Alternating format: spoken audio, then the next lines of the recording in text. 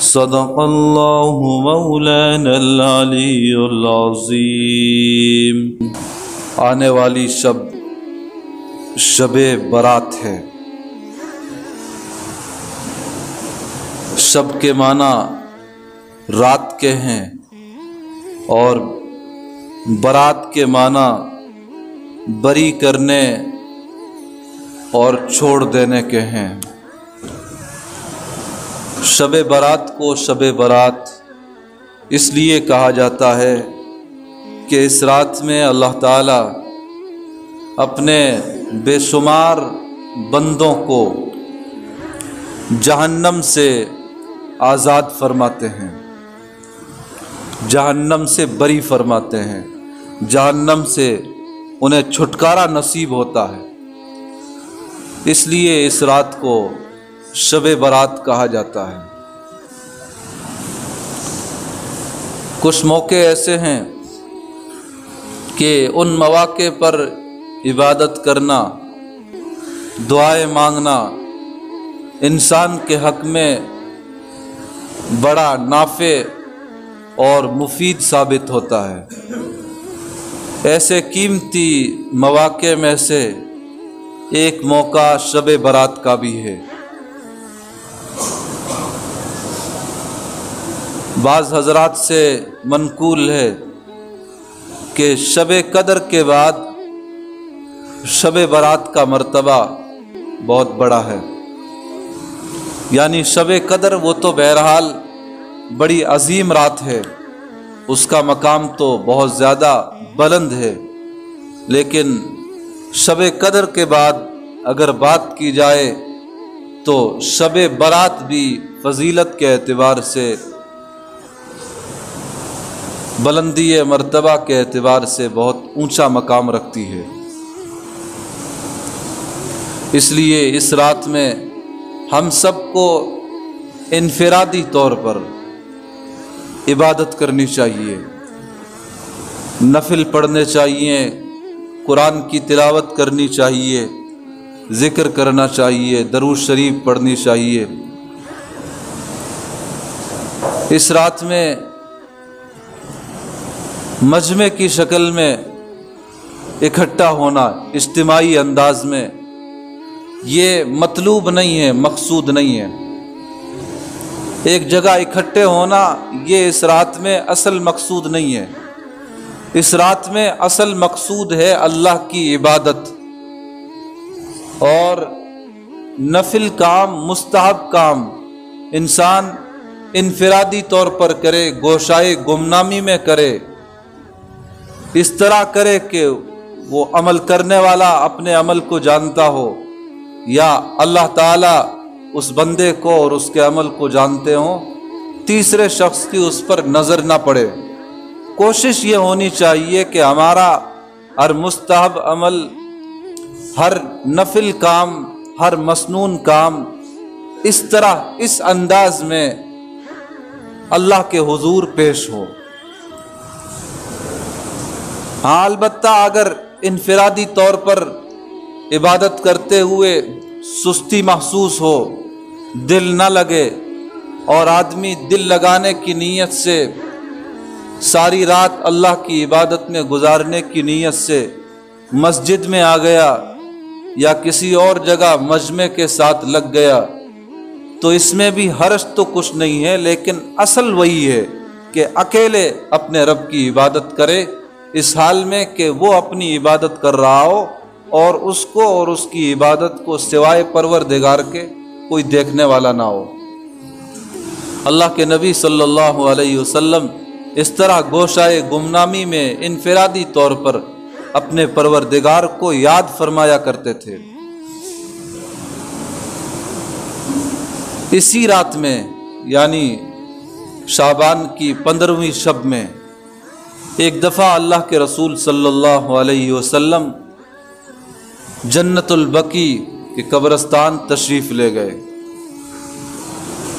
جب حضرت عائشہ صدیقہ رضی اللہ تعالی عنہا نے بستر پر نبی اکرم صلی اللہ علیہ وسلم کو نہیں پایا تو یہ بھی آپ علیہ الصلاۃ والسلام کی تلاش میں نکلی اور جنت البقیع میں نبی اکرم صلی اللہ علیہ وسلم سے ملاقات ہو گئی۔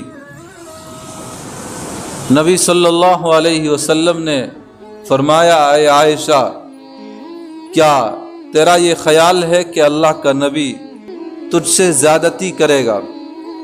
تو حضرت عائشہ صدیقہ رضی اللہ تعالی عنہا نے فرمایا کہ نہیں اے اللہ کے رسول، ایسا خیال ہرگز نہ تھا، میں نے صرف یہ سوچا تھا کہ شاید اپنی کسی اور زوجہ کے یہاں تشریف لے گئے ہوں گے۔ پھر اس سلسلہ کلام میں اللہ کے نبی صلی اللہ علیہ وسلم نے آگے جو بات ارشاد فرمائی وہ ہم سب کے سننے سے تعلق رکھتی ہے، اور نہ صرف یہ کہ سننے سے تعلق رکھتی ہے بلکہ اس رات میں زیادہ سے زیادہ اللہ کی عبادت کی جائے، دعائیں مانگی جائے، یہ چیزیں زیادہ سے زیادہ کی جائیں۔ حدیث شریف سے یہ پہلو نکلتا ہے، یہ ترغیب سامنے آتی ہے۔ اللہ کے نبی صلی اللہ علیہ وسلم نے حضرت عائشہ سے فرمایا، اے عائشہ، یہ وہ رات ہے جس رات میں اللہ تعالیٰ عرب کے قبیلہ بنو کلب کی بکریوں کی بالوں سے بھی زیادہ تعداد میں اپنے بندوں کو جہنم سے چھٹکارا عطا فرماتے ہیں۔ عرب میں قبیلہ بنو کلب ایک مشہور قبیلہ گزرا ہے۔ بھیڑ بکریاں پالنے میں پورے عرب میں اس قبیلے کی مثال دی جاتی تھی۔ ہزاروں بلکہ لاکھوں کی تعداد میں وہ لوگ بھیڑیں اور بکریاں رکھتے تھے، اور وہی بظاہر اسباب زندگی گزارنے کا ان کا ایک ذریعہ تھا۔ تو جس قبیلے میں ہزاروں سے بڑھ کر لاکھوں کی تعداد میں بکریاں ہوں، بھیڑیں ہوں، تو ظاہر ہے کہ ان ہزاروں سے بڑھ کر لاکھوں بکریوں کی، بھیڑوں کی جو اون ہوگی یا ان کے جو بال ہوں گے، ان کو کوئی آدمی گن نہیں سکتا، لاکھ کوشش کر لے پھر بھی گن نہیں سکتا۔ اور اللہ کے نبی صلی اللہ علیہ وسلم اس رات کی فضیلت بیان فرماتے ہوئے حضرت عائشہ سے مخاطب فرما کر ارشاد فرماتے ہیں، اے عائشہ، اس رات میں اللہ تعالیٰ قبیلہ بنو کلب کی بکریوں کے بالوں کی تعداد سے بھی زیادہ مقدار میں اپنے بندوں کو معاف فرماتے ہیں، انہیں جہنم سے چھٹکارا عطا فرماتے ہیں۔ یعنی یہ ہے کہ لا تعداد اللہ تعالیٰ اپنے بندوں کی اس شب میں مغفرت فرماتے ہیں۔ خلوص دل کے ساتھ اس رات میں عبادت کرنے والا، دعائیں مانگنے والا محروم ہو نہیں سکتا۔ ایک موقع پر نبی اکرم صلی اللہ علیہ وسلم نے حضرت عائشہ صدیقہ رضی اللہ تعالی عنہا سے فرمایا کہ اے عائشہ، جانتی ہو شب برات یہ کون سی شب ہے، کیسی شب ہے؟ تو حضرت عائشہ صدیقہ رضی اللہ تعالی عنہا نے فرمایا، اے اللہ کے رسول، آپ ہی ارشاد فرما دیں کہ اس رات کا مقام کیا ہے، اس کی خاصیت کیا ہے۔ تو اللہ کے نبی صلی اللہ علیہ وسلم نے ارشاد فرمایا، اے عائشہ، یہ وہ رات ہے جس میں اللہ تعالی غروب آفتاب کے بعد آسمان دنیا پر نزول فرماتے ہیں، آسمان دنیا پر تشریف فرما ہوتے ہیں، اور پھر اللہ تعالیٰ کی جانب سے یہ ندا دی جاتی ہے کہ ہے کوئی گناہوں کی معافی چاہنے والا کہ میں اس کے گناہوں کو معاف کر دوں، ہے کوئی روزی کا طالب جو مجھ سے روزی مانگے اور میں اسے رزق عطا کروں، ہے کوئی جو اپنے کسی بیماری کی شفا مجھ سے مانگے اور میں اسے شفا عطا کر دوں، ہے کوئی فلاں جو اپنے فلاں مسئلے کو میرے سامنے رکھے اور میں اس مسئلے کو حل کر دوں، ہے کوئی فلاں، ہے کوئی فلاں۔ اس طرح اللہ تعالیٰ کے یہاں سے ندا دی جاتی ہے، آواز دی جاتی ہے، اور اللہ کے جو بندے اس رات میں اللہ کی عبادت کے لیے اپنے آپ کو وقف کر لیتے ہیں اور اپنی دنیا کے لیے، اپنی آخرت کے لیے دعائیں مانگتے ہیں، اللہ تعالیٰ ان کی تمام دعاؤں کو قبول فرماتے ہیں اور انہیں دنیا کی اور آخرت کی راحتوں سے نوازا جاتا ہے، دنیا اور آخرت کی عافیت انہیں عطا کی جاتی ہے۔ اس لیے ہم سب کو اس مبارک شب میں حسب استطاعت جہاں تک ہو سکے بیدار رہنا ہے اور بیدار رہ کر اللہ کی عبادت کرنی ہے۔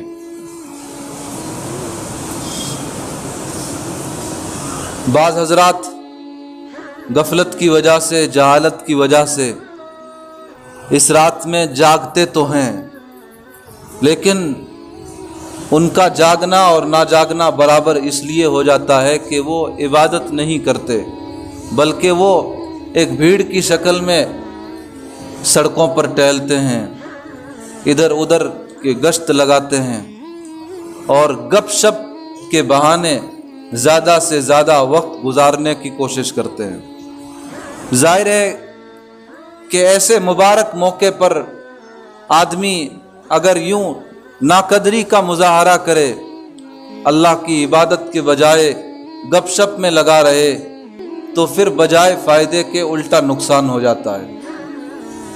اس طرح کے کاموں میں مصروف ہونے کے بجائے پھر تو بہتر یہ ہے کہ آدمی آرام کر لے تاکہ صبح کے وقت اٹھنا آسان ہو۔ اس مبارک شب میں چند لوگ ایسے ہیں کہ اللہ کے نبی صلی اللہ علیہ وسلم کے فرمان کے مطابق ان کی مغفرت نہیں ہوتی، ان کی بخشش نہیں ہوتی۔ ایسے لوگوں کی ایک فہرست حدیث میں آئی ہے، جن میں سے چند لوگوں کا ذکر کیا جاتا ہے۔ ان چند لوگوں میں ایک وہ بدنصیب ہے جو اللہ کے ساتھ شرک کرنے والا ہو، کفر کرنے والا ہو۔ ظاہر ہے اس کی مغفرت کا تو اللہ تعالیٰ کے یہاں کوئی راستہ ہی نہیں ہے۔ دوسرے کینہ پرور، دل میں کسی کی طرف سے کینہ رکھنے والا، بغض رکھنے والا، عداوت رکھنے والا، اس کی بھی اس شب میں مغفرت نہیں ہوتی۔ تیسرے والدین کا نافرمان، والدین کی نافرمانی کرنے والا، انہیں ستانے والا، پریشان کرنے والا، جائز کاموں میں ان کی نہ ماننے والا، یہ بھی اس رات میں مغفرت سے محروم رہتا ہے۔ ایسے ہی شراب کا یا کسی دوسری نشیلی چیز کا اگر کوئی آدمی عادی ہو، اس کی بھی مغفرت نہیں ہوتی۔ ایسے ہی جو دو آدمی آپس میں ناراض ہوں، ان کی بھی مغفرت نہیں ہوتی۔ یہ کہہ دیا جاتا ہے کہ انہیں اپنے حال پر چھوڑ دو اس وقت تک جب تک کہ یہ آپس میں صلح صفائی کر لیں۔ جب تک ان میں صلح صفائی نہیں ہوتی، مغفرت کا دروازہ ان کے لیے بند ہوتا ہے، خاص طور سے ان دونوں میں سے جو ناحق پر ہو، غلطی پر ہو۔ اس لیے اگر ہمارے آپس میں بھائیوں میں یا پڑوسیوں میں یا دور قریب کے رشتہ داروں میں، اعزاء میں کسی چھوٹی موٹی بات کی وجہ سے گفتگو کا سلسلہ بند ہو، سلام کلام بند ہو، تو سب سے پہلی فرصت میں ہمیں آپس میں صلح صفائی کر لینی چاہیے، آپس میں ایک دوسرے سے مصافحہ کر لینا چاہیے، گفتگو کا آغاز کر لینا چاہیے۔ اور اللہ کے نبی صلی اللہ علیہ وسلم کی حدیث ہے کہ جن دو آدمیوں کے بیچ میں توڑ ہو، ناراضگی ہو، ان دو آدمیوں میں سے جو صلح صفائی کے لیے پہل کرتا ہے، اپنے آپ کو سب سے پہلے پیش کرتا ہے، تو اس کا درجہ اللہ تعالیٰ کے یہاں بہت زیادہ بڑھ جاتا ہے، اللہ تعالیٰ کے یہاں اس کی مغفرت کر دی جاتی ہے۔ اور ایک آدمی پیش قدمی کرے، اپنی جانب سے سلام کرنے کی کوشش کرے، منانے کی کوشش کرے، معافی مانگے، اس کے باوجود اگلا معاف نہ کرے، مصافحہ نہ کرے، بات چیت شروع نہ کرے، تو اللہ کے نبی صلی اللہ علیہ وسلم نے ایسے آدمی کے بارے میں بڑی سخت وعید حدیث میں بیان فرمائی ہے۔ آپ نے ارشاد فرمایا ہے کہ ایسا آدمی خدا نہ خواستہ، خدا نہ کرے روز محشر میرے ہاتھوں جام کوثر پی نہیں سکے گا۔ اللہ کے نبی صلی اللہ علیہ وسلم کی زیارت سے اس دن محروم رہے گا جس دن اللہ کے نبی کی زیارت اور اللہ کے نبی کی شفاعت کا میسر ہو جانا سب سے بڑا اللہ کا انعام ہوگا۔ اس لیے ہم میں اگر کسی بھی دو آدمیوں کے بیچ میں ناراضگی ہو تو انہیں صلح صفائی کی طرف قدم بڑھانے چاہیے۔ جو والدین کے نافرمان ہیں انہیں والدین کی فرما برداری پر آ جانا چاہیے، اور دل میں کسی کی طرف سے میل ہو، عداوت ہو، بغض ہو، نفرت ہو، کینہ کپٹ ہو تو دل کو اس مرض سے، اس روگ سے پاک صاف کر لینا چاہیے۔ نشیلی چیزوں سے دور رہنا چاہیے۔ اللہ تعالی ہمیں ان گناہوں سے بچنے کی توفیق عطا فرمائے اور اس رات میں زیادہ سے زیادہ اپنی عبادت کرنے کی توفیق عطا فرمائے۔ تو ایک تو اس رات میں عبادت کرنی ہے، اور وہ بھی انفرادی طور پر جہاں تک ہو سکے۔ دوسرے کام 15 شعبان یعنی کل روزہ رکھنا ہے۔ کل کا روزہ مستحب ہے۔ اس ایک دن کے روزے کی برکت سے سال بھر کے صغیرہ گناہ، چھوٹے گناہ معاف ہو جاتے ہیں۔ تو یہ اس روزے کی فضیلت ہے، یہ روزہ مستحب ہے، ہم سب کو رکھنا چاہیے۔ اور تیسرا ایک کام جو کرنے کا ہے اس موقع پر وہ یہ ہے کہ 15 شعبان کو اپنے دسترخوان میں کچھ وسعت پیدا کرنی چاہیے، اپنے خرچ میں کچھ اضافہ کرنا چاہیے۔ یعنی ہر روز اپنے بال بچوں پر، والدین پر جو خرچ کرتا ہے تو ہر روز کے خرچ کے مقابلے میں اس دن میں اپنے خرچ میں کچھ اضافہ کر لے۔ زیادہ کی بھی ضرورت نہیں، تھوڑا بہت اضافہ کر لے، اس نیت سے کہ 15ویں شعبان ہے اور اس شب میں دسترخوان کی وسعت پر اللہ تعالیٰ کی طرف سے وعدہ ہے۔ اس نیت سے اپنے دسترخوان میں کچھ اضافہ کر لے تو انشاءاللہ برکت ہوگی۔ وہ برکت کیا ہے؟ وہ برکت یہ ہے، حدیث شریف میں آتا ہے 15ویں شعبان میں جو انسان اپنے بال بچوں پر خرچ میں کچھ اضافہ کر لیتا ہے، بڑھوتری کر لیتا ہے، تو اللہ تعالیٰ اس کی برکت سے اس کے سال بھر کے رزق میں برکت عطا فرماتے ہیں۔ اور جب اللہ تعالیٰ کی طرف سے رزق میں برکت مقدر ہو جاتی ہے تو پھر آدمی بآسانی زندگی گزارتا ہے۔ بظاہر روزی کمانے کے ذرائع اور اسباب مسدود نظر آئیں یا کم نظر آئیں، اس کے باوجود زندگی کا گزران اچھی طرح ہو جاتا ہے۔ وجہ یہ ہے کہ اللہ تعالیٰ کی برکتیں اور رحمتیں اس انسان کے ساتھ، اس کے کاروبار کے ساتھ، اس کے رزق کے ساتھ شامل حال کر دی جاتی ہیں۔ تو اس لیے ایک تو اس رات میں عبادت کرنی ہے، دوسرے کل دن میں روزہ رکھنا ہے، اور تیسرے کل ہمیں اپنے گھر میں دسترخوان میں دوپہر کے وقت بھی اور شام کے وقت بھی دسترخوان میں کچھ وسعت پیدا کر دینی ہے۔ اس رات کی ایک بات یہ بھی ہے کہ اس رات میں اگلی شعبان تک، 15ویں شعبان تک، اگلی شب برات تک دنیا میں جو آنے والے ہوتے ہیں ان کے نام، اور جو دنیا سے رخصت ہونے والے ہیں ان سب کے نام فرشتوں کے حوالے کر دیے جاتے ہیں، اور کس انسان کو کتنا رزق ملنا ہے وہ رزق بھی اس شب میں اتارا جاتا ہے۔ بڑے بڑے کاموں کے فیصلے اس شب میں ہوتے ہیں۔ تو اب نہ جانے آج ہم سب یہاں ہیں، اگلی شب برات تک کون اس دنیا میں رہے گا اور کون اس دنیا سے چلا جائے گا، یہ فیصلہ بھی آج کی رات میں فرشتوں کے حوالے کیا جانا ہے۔ تو اس لیے ایسے اہم فیصلے جس شب میں لیے جائیں گے، اس اہم موقع پر ہم سب کی یہ ذمہ داری ہے، ہم سب کی یہ خوش نصیبی ہے کہ ہم سے متعلق یہ فیصلے اس حال میں ہوں کہ ہم اللہ کی عبادت میں لگے ہوئے ہوں، قرآن کی تلاوت میں لگے ہوئے ہوں، نوافل میں لگے ہوئے ہوں۔ اللہ تعالی ہم سب کو کہنے اور سننے سے زیادہ ان چیزوں پر عمل کرنے کی توفیق عطا فرمائے۔